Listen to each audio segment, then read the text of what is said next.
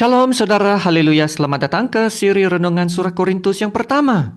Kiranya kasih karunia dan damai sejahtera dari Allah Bapa kita dan dari Tuhan Yesus Kristus menyertai kita. Kita lihat 1 Korintus bab 10 ayat 6 hingga ke-12 dengan tajuk ini. Adakah kebebasan anda sedang membawa anda kepada kejatuhan? Mari kita baca dari ayat yang ke-6. Semuanya ini telah terjadi sebagai contoh bagi kita untuk memperingatkan kita supaya jangan kita menginginkan hal-hal yang jahat seperti yang telah mereka perbuat. Dan supaya jangan kita menjadi penyembah-penyembah berhala. Sama seperti beberapa orang dari mereka. Seperti ada tertulis. Maka duduklah bangsa itu untuk makan dan minum. Kemudian bangunlah mereka dan bersukaria. Janganlah kita melakukan percabulan seperti yang dilakukan oleh beberapa orang dari mereka. Sehingga pada satu hari telah tewas 23,000 orang. Dan janganlah kita mencobai Tuhan seperti yang dilakukan oleh beberapa orang dari mereka. Sehingga mereka mati di pagut ulah. Dan janganlah bersungut-sungut seperti yang dilakukan oleh beberapa orang dari mereka, sehingga mereka dibinasakan oleh malaikat maut. Semuanya ini telah menimpa mereka sebagai contoh dan dituliskan untuk menjadi peringatan bagi kita yang hidup pada waktu di mana zaman akhir telah tiba. Sebab itu, siapa yang menyangka bahawa ia teguh berdiri, hati-hatilah supaya jangan jatuh. Demikianlah firman Tuhan. Saudara, petikan ini adalah panggilan untuk kita hidup berjaga-jaga. Walaupun kita sudah jadi orang percaya. Ya, orang percaya tidak bermaksud sudah menjadi kebal kepada dosa ya. Sebelum ini, Paulus menarik contoh dari bangsa Israel. Dari ayat 1 sampai 4, Paulus mengatakan bangsa Israel telah dibaptis, mereka telah mendapat makanan dan minuman rohani, yaitu menggambarkan pemeliharaan dan perlindungan Allah yang paling luar biasa. Namun, mereka tetap binasa di padang gurun. Dalam ayat 7 ini, mengatakan mereka telah menjadi penyembah-penyembah berhala. Ini merujuk kepada peristiwa kitab Keluaran 32 dengan anak lembu emas.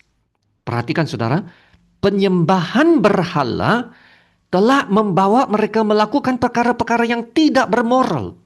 Mereka berlaku cabul dalam pesta liar.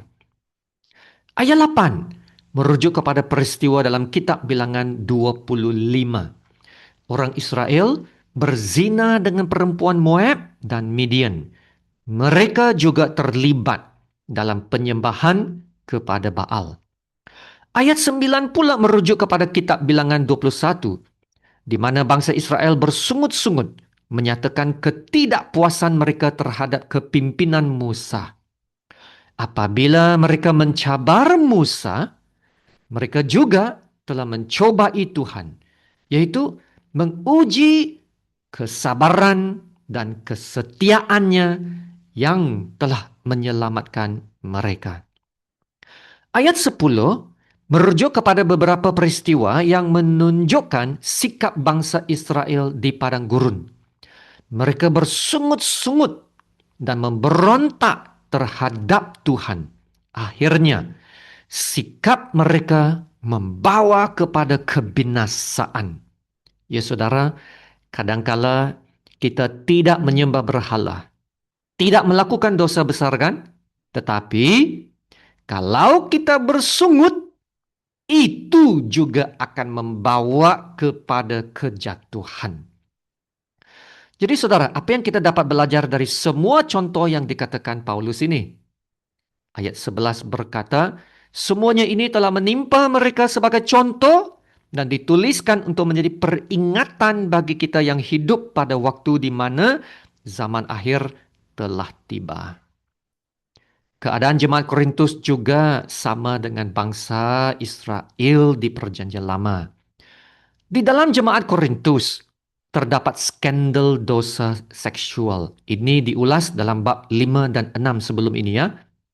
Dan juga isu pemakanan berhala diulas dalam bab 8 hingga ke 10. Paulus merujuk kepada golongan orang kuat yang menyangka mereka bebas makan apa saja, termasuk makanan yang dipersembahkan kepada berhala. Keyakinan yang sedemikian adalah berbahaya. Mereka ada kebebasan makan, tetapi apakah mereka ada kekuatan iman? Apa yang terjadi dengan mereka dalam perjanjian lama boleh terjadi dengan kita. Paulus berkata keadaan mereka sama dengan keadaan kita. Mereka hidup pada awal zaman. Kita hidup pada akhir zaman yang akan menuju penghujungnya. Maka kita haruslah hidup lebih berjaga-jaga. Bangsa Israel telah mengalami banyak berkat Tuhan. Tetapi mereka telah mengkompromikan dosa. Dosa yang ringan. Contohnya, memakan makanan berhala atau bersungut boleh membawa kepada kebinasaan yang besar. Jadi ayat 12 berkata, sebab itu siapa yang menyangka bahawa ia teguh berdiri, hati-hatilah supaya ia jangan jatuh. Janganlah fikir bahawa kita kuat dan terlalu yakin pada diri sendiri. Janganlah kita fikir, ya kita sudah selamat kan? Kita sudah bebas, maka bolehlah jadi selesa. Saudara, kita harus menjaga kebebasan yang Tuhan anugerahkan kepada kita. Supaya kita tidak menyalahgunakan kebebasan kita untuk memenuhi keinginan-keinginan kita sendiri. Sebab itu akan membawa kepada penyembahan berhala dari dalam hati tanpa kita sedari.